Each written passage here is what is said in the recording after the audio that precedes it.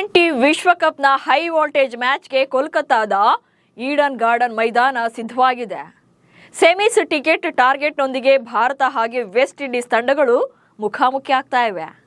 Actually T20 ಫಾರ್ಮೆಟ್ನಲ್ಲಿ Bharat ತಂಡಕ್ಕೆ plus ಆಗ್ತಾ ಇರೋದೇ ಬ್ಯಾಟಿಂಗ್ ಅಂಡ್ ವೀಕ್ನೆಸ್ ಕೂಡ ಅದೇ ಬ್ಯಾಟಿಂಗ್.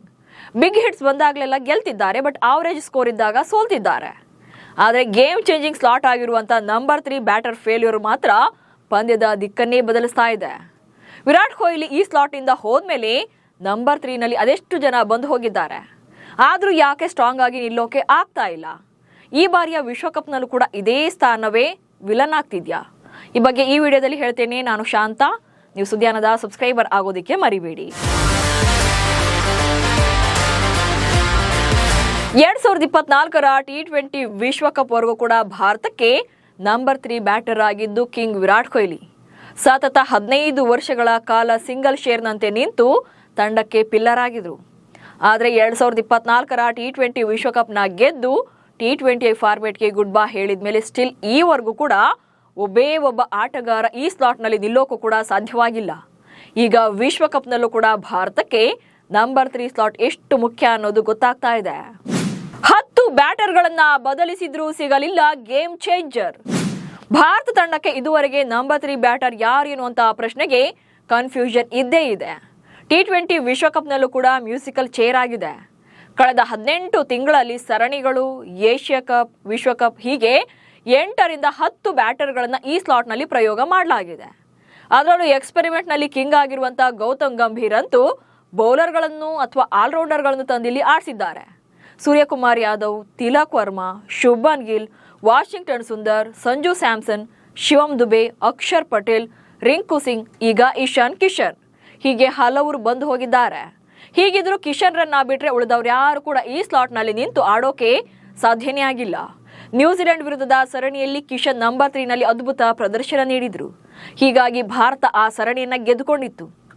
ಇದಕ್ಕೂ ಮುನ್ನ ಓಪನರ್ ಆಗಿ ಅಭಿಷೇಕ್ ಶರ್ಮಾ ಅವರ ಬ್ಯಾಟಿಂದ ಸ್ಫೋಟಕ ಇನ್ನಿಂಗ್ಸ್ ಬರ್ತಾ ಇದ್ದಿದ್ರಿಂದ ಭಾರತ ಸರಣಿಗಳನ್ನ ಗೆಲ್ತಾ ಇತ್ತು. ಸೊ ನಂಬರ್ 3 ಬ್ಯಾಟರ್ನ ಇಂಪಾರ್ಟೆನ್ಸ್ ಗೊತ್ತಾಗ್ತಾ ಇರಲಿಲ್ಲ. ಆದರೆ ವಿಶ್ವಕಪ್ನಲ್ಲಿ ಅಭಿಷೇಕ್ ಶರ್ಮಾ ಆಲ್ಮೋಸ್ಟ್ ಮೊದಲ ಅಥವಾ 2ನೇ ಓವರ್ನಲ್ಲಿ ಔಟ್ ಆದ್ಮೇಲೆ ಈ ನಂಬರ್ ಮತ್ತೆ ಸ್ಟ್ರಗಲ್ ಪಟ್ಟಿದೆ. 1.5 ದಶಕ ವಿರಾಟ್ ಕೊಹ್ಲಿ ಸಾಮ್ರಾಜ್ಯವನ್ನೇ ಕಟ್ಟಿದ್ದ ಈ ಸ್ಲಾಟ್ನಲ್ಲಿ ಈಗ ಕ್ಲಾರಿಟಿಯೇ ಇಲ್ಲದಾಗಿದೆ. ಅಷ್ಟಕ್ಕೂ ಬ್ಯಾಟಿಂಗ್ ಆರ್ಡರ್ನಲ್ಲಿ ನಂಬರ್ 3 ಬ್ಯಾಟರ್ ಎಷ್ಟು ಮುಖ್ಯ ಅನ್ನೋದು ಕೂಡ ಇಂಪಾರ್ಟೆಂಟ್ ಆಗುತ್ತೆ. ಸೊ ಯಾಕೆ ಅನ್ನೋದನ್ನ ಹೇಳ್ತಾ ಹೋಗ್ತೇನೆ ನೋಡಿ. ಓಪನರ್ಗಳು ಬೇಗ ಔಟ್ ಆದಾಗ ನಂಬರ್ 3 ಬ್ಯಾಟರ್ ಮೇಲೆ ಪ್ರೆಷರ್ ಇರುತ್ತೆ. ಎಸ್, ಪವರ್ ಪ್ಲೇನಲ್ಲಿ ಅದು T20 ಫಾರ್ಮೆಟ್ ಅಂತ ಬಂದಾಗ ಓಪನರ್ಗಳ ಜವಾಬ್ದಾರಿನೇ ಹೊಡಿಬಡಿ ಆಟ ಆಡೋದು. ಸೊ ಆ ಪವರ್ ಪ್ಲೇನಲ್ಲಿ ಎಷ್ಟು ಸಾಧ್ಯವೋ ಅಷ್ಟು ಬಿಗ್ ಸ್ಕೋರ್ಗಳನ್ನ ಕಲೆ ಹಾಕೋಕೆ ನೋಡಬೇಕು. ಬಟ್ ಸಮ್ಟೈಮ್ಸ್ ಓಪನರ್ ಬೇಗನೆ ಔಟ್ ಆಗ್ತಾರೆ. ಸೊ ಇಂಥ ಟೈಮಲ್ಲಿ ನಂಬರ್ 3ನಲ್ಲಿ ಬರುವಂಥ ಬ್ಯಾಟರ್ ಮೇಲೆ ಹೆಚ್ಚಿನ ಪ್ರೆಷರ್ ಇರುತ್ತೆ. ಯಾಕಂದರೆ ನೆಕ್ಸ್ಟ್ ಪಂದ್ಯದ ದಿಕ್ಕನ್ನೇ ಬದಲಿಸುವಂಥ ಬ್ಯಾಟರ್ ಕೂಡ ಆಗಬಹುದು. ಯಾಕಂದರೆ ಪ್ರೆಷರ್ ಇರುತ್ತೆ. ಸೊ ಒತ್ತಡವನ್ನು ನಿಭಾಯಿಸಿ ರನ್ ಗಳಿಕೆ ಜೊತೆಗೆ ವಿಕೆಟನ್ನು ಉಳಿಸಿಕೊಳ್ಳುವಂಥ ಚಾಲೆಂಜ್ ಕೂಡ ಇರುತ್ತೆ. ಸೊ ಆಲ್ರೆಡಿ ಫಸ್ಟ್ ಒಂದು ವಿಕೆಟ್ ಬಿದ್ದಿದೆ ಅಂತ ಅಂದಾಗ ನೆಕ್ಸ್ಟ್ ಮತ್ತೆ ಬ್ಯಾಟರ್ ಬರ್ತಾರೆ, ನಂಬರ್ 4 ಬರ್ತಾರೆ ಅಂತ ಯೋಚನೆ ಮಾಡಂಗಿಲ್ಲ. ಸೊ ಈ ಪ್ರೆಷರನ್ನು ನಿಭಾಯಿಸಬೇಕು, ಜೊತೆಗೆ ರನ್ಗಳನ್ನು ಕೂಡ ಕಲೆ ಹಾಕಬೇಕು. ಇದರ ಜೊತೆಗೆ ವಿಕೆಟ್ನ ಉಳಿಸ್ಕೊಳ್ಳೋದು ಮೇನ್ ಚಾಲೆಂಜ್ ಇರುತ್ತೆ. ಸೊ ಈ ಎರಡನ್ನೂ ಕೂಡ ವಿರಾಟ್ ಕೊಹ್ಲಿ ಅಚ್ಚುಕಟ್ಟಾಗಿ ನಿಭಾಯಿಸ್ತಾ ಇದ್ರು. ಅವ್ರು ಎಂಥ ಪ್ರೆಷರ್ ಟೈಮಲ್ಲೂ ಕೂಡ ಸಿಂಗಲ್ ಹ್ಯಾಂಡೆಡ್ ಆಗಿ ನಿಂತು ಅವರು ಪಂದ್ಯವನ್ನು ಗೆಲ್ಲಿಸ್ತಾ ಇದ್ರು.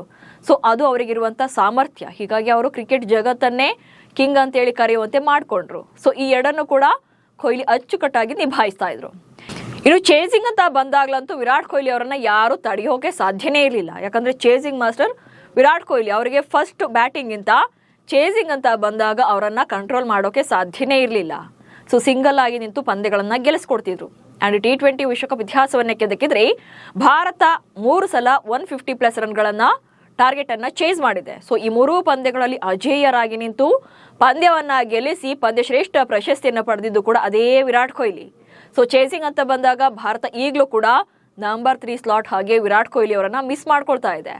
ಸೊ ಮೋಹಿತ್ ಶರ್ಮಾ ಕೂಡ ಇದನ್ನೇ ಹೇಳಿದ್ರು ಆಫ್ಟರ್ ಸೌತ್ ಆಫ್ರಿಕಾ ವಿರುದ್ಧದ ಪಂದ್ಯವನ್ನು ಭಾರತ ಸೋತ ಮೇಲೆ. ಸೊ ವಿರಾಟ್ ಕೊಹ್ಲಿ ಅವರ ಇಂಪಾರ್ಟೆನ್ಸ್ ಎಷ್ಟಿತ್ತು ಅನ್ನೋದನ್ನ ಅವರು ಹೇಳಿದರು.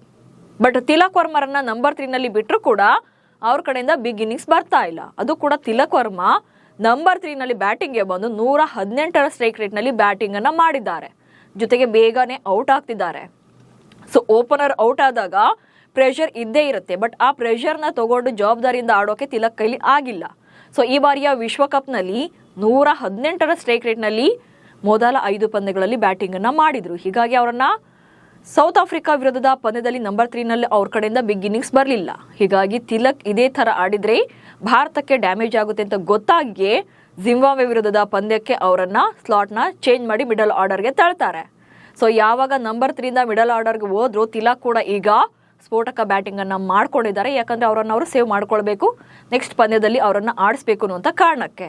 ಹೀಗಾಗಿ ಸೊ ತಿಲಕ್ ಕೂಡ ಈ ಸಲ 3ನೇ ಸ್ಲಾಟಲ್ಲಿ ಕ್ಲಿಕ್ ಆಗಿರಲಿಲ್ಲ. ಇನ್ನು ಎಷ್ಟೇ ಬ್ಯಾಟರ್ಸ್ ಬಂದು ಹೋದರೂ ಕೂಡ ಕ್ರೀಸ್ ಕಚ್ಚಿ ನಿಂತಿಲ್ಲ ಅನ್ನೋದು ಇಲ್ಲಿ ಕನ್ಫರ್ಮ್ ಆಗಿ ಗೊತ್ತಾಗ್ತಾ ಇದೆ.